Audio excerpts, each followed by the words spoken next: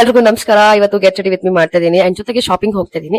ಇವತ್ತು ನಾನು ತಗೊಳ್ತಾ ಇರೋದು out of my comfort zone. ಇಲ್ಲಿವರೆಗೂ ನಾನು ಹತ್ರ ಯೂಸೇ ಮಾಡಿಲ್ಲ, ಸೊ ಗೊತ್ತಿಲ್ಲ ನನಗೆ ಹೇಗೆ ಸೂಟ್ ಆಗುತ್ತೆ ಅನ್ಬಿಟ್ಟು. But still I wanted to purchase. So ಬನ್ನಿ ರೆಡಿ ಆಗೋಣ.